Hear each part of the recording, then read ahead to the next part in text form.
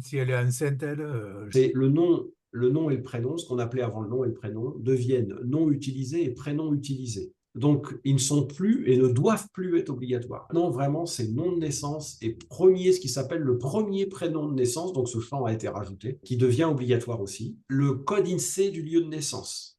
Si je ne le connais pas, et généralement je ne le connais pas, je peux mettre inconnu. Et il met 99 999. Si ça, c'est pas fait, je ne peux pas valider la fiche. Après, il faut que je récupère l'INS, c'est un identifiant national de santé.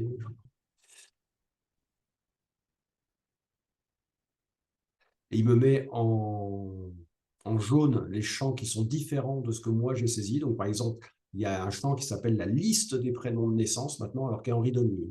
Et il y a le premier prénom de naissance fait forcément partie de cette liste des prénoms. Ben, le code INSEE aussi, j'avais mis de 99 999. Le jaune m'indique que ça va être écrasé par 63 313. Voilà. Je dois aussi sélectionner la pièce qui m'a permis de justifier l'identité du patient. Ici, carte d'identité, fort. Voilà. J'ai récupéré l'INS du patient. Il est en récupéré. Et comme j'ai sa carte d'identité, je peux dire qu'il est qualifié. À partir du moment où il est qualifié, c'est là que vraiment l'INS rentre 100% en ligne de compte. Sinon, c'est comme s'il n'était pas là. Vous devez avoir l'INS sur tous vos documents que vous produisez. Et si vous envoyez un mail, il faut qu'il y ait le cartouche INS à la fin du mail. Enfin, il faut qu'il y ait le cartouche INS sur le document. Donc, à partir du moment où j'ai l'INS du patient, dans l'onglet principal, j'ai le INS qui apparaît en bleu si j'ai un INS qualifié. Alors, je peux cliquer dessus, ça m'amène directement sur l'onglet INS. Je peux mettre le statut INS à récupérer. Le champ passe en noir. C'est-à-dire que ce n'est plus vraiment un INS qualifié. Alors, il y a beaucoup de droits. Administration des utilisateurs. Spécialiste Robert. Hop. Dans les autorisations, il y a pas mal de droits qui sont liés à l'INS. Ici, c'est est-ce que la personne a le droit d'accéder à l'onglet? Est-ce qu'elle peut notamment, alors est-ce qu'elle peut modifier les traits INS?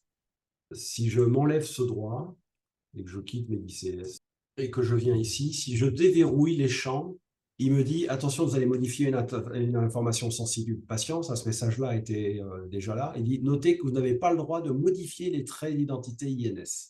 Et on dit si les justificatifs sont forts ou faibles. Donc, je peux pouvoir, par exemple, dire carte de transport. Il y a déjà les éléments forts, ils sont créés par Medipatch. D'accord.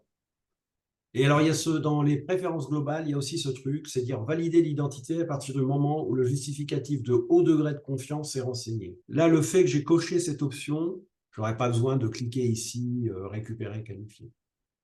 Alors, je peux après coup aussi choisir la nature du justificatif qui m'a permis de valider. Si je dis que finalement, celle-là, elle est douteuse, boum, je perds l'INS, ça devient identité provisoire, douteuse, et j'ai perdu l'INS. Et si j'essaye de rappeler le téléservice, il dit non, non, il y a un problème, donc il faut que j'aille remettre, dire elle est normale. Finalement, il n'y a pas de problème. Je vais pouvoir à nouveau récupérer l'INS. Là, comme tous mes champs avaient été bons, hein, puisqu'ils avaient été récupérés la première fois, j'ai plus de jaune, et j'ai récupéré mon INS. Gabriel. C'est l'appel au téléservice.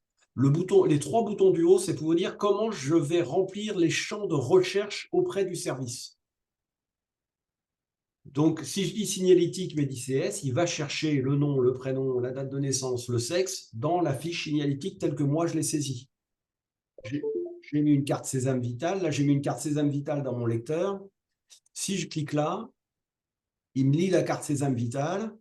En fait, si vous avez lu la carte Vitale, par exemple, pour rentrer dans le dossier, elle est conservée en mémoire quelques secondes, quelques temps, et ça vous évite de refaire la lecture qui est un peu lente. Voilà. Donc, c'est à ça que ça ressemble. Alors, il y a un autre écran. Quand vous avez l'INS et que vous appelez le téléservice, en fait, vous tombez sur l'onglet Vérifier l'INS. Ça sert juste à vérifier que toutes les données que vous avez sont cohérentes. Alors ça va avoir des implications dans les courriers. Donc, on a unifié l'écran de propriété des courriers. Alors, on a rajouté quelle est l'action par défaut. Là, vous voyez, c'est mixte. Ça veut dire que si je fais CTRL-E et que je prends ma liaison de sortie, vous voyez, c'est le bouton. Pour chaque modèle, je peux dire quel est le bouton qu'on veut qu'il soit par défaut. Je rappelle mes propriétés. Proposer les modifications communes, ça vous connaissez. Ça ouvre donc le document intermédiaire dans les courriers X. Et surtout, je vais définir pour mon modèle quel est son type au sens du DMP, puisque tous les documents envoyés au DMP doivent être typés. Il y a un type et un sous-type. Donc là, je dis c'est un compte-rendu, et parmi tous les comptes-rendus, j'ai ça qui existe.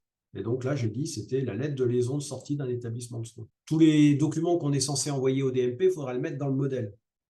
Maintenant, si je modifie ma lettre de liaison de sortie, alors quand je vais dans signalétique, il y a un nouveau code qui est ici, qui n'est pas dans l'arborescence, qui s'appelle cartouche INS, et qui se met sous forme de crochet, comme ici. Voilà. Alors pourquoi il n'est pas traité comme les autres? C'est parce qu'il ne va pas juste insérer du texte. Il insère énormément de choses, vous allez le voir à l'exécution. Je peux avoir une version réduite. Voilà, je peux avoir cartouche INS. Alors, je vais vous les mettre. On va les mettre ici. INS. Alors, le 2 est plus petit que celui sans le 2.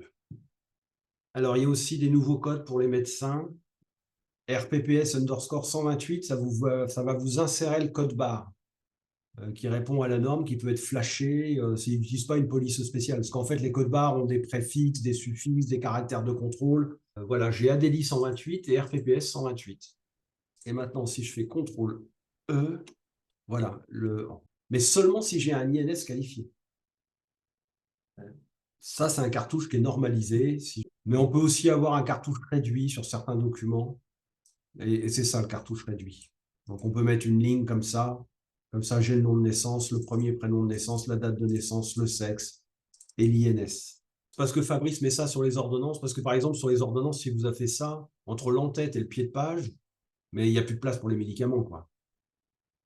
Et donc, si j'envoie ça par mail maintenant, créé en tant que correspondant, ouais, je me suis créé en tant que correspondant. Je ne me suis pas ajouté. Voilà, je me suis ajouté. Ouais, ça n'apparaît pas ici. Et si je vais dans la messagerie, que je relève, en fait, voilà, on rajoute une page systématiquement avec cet INS, ce cartouche, parce qu'il est obligatoire dans tout envoi. Comment je peux envoyer cette ordonnance à la personne elle-même? Quand je fais envoyer, vous avez ça. Ça veut dire que ça va arriver sur mon espace santé, qui est la seule façon légale d'envoyer des documents à un patient. Ça va lui arriver sur mon espace santé. D'accord. En attendant que ceci soit en place, d'envoyer un mail avec l'ordonnance. Docteur, c'est obligatoire depuis plus d'un an.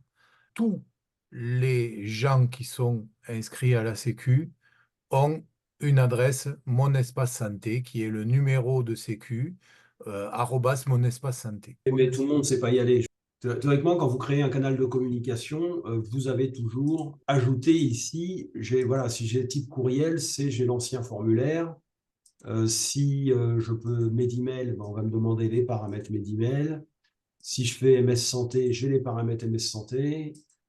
Si c'est AppyCrypt V2, j'ai les paramètres AppyCrypt. Adresse normale. Oui, c'est courriel, oui, oui. Donc, vous dites c'est du SSL, c'est mon adresse.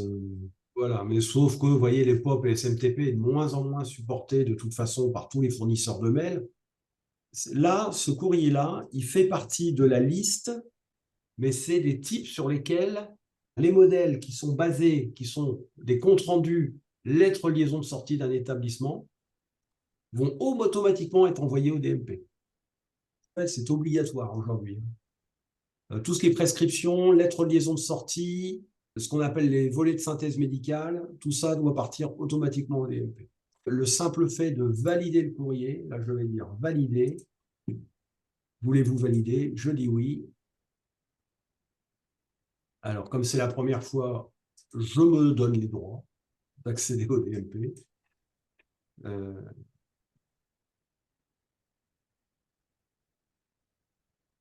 Et le courrier part directement au DMP.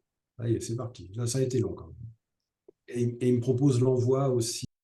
Comme on le voit, c'est le résultat d'un paramétrage de MediAdmin pour associer l'envoi au correspondant et au DMP.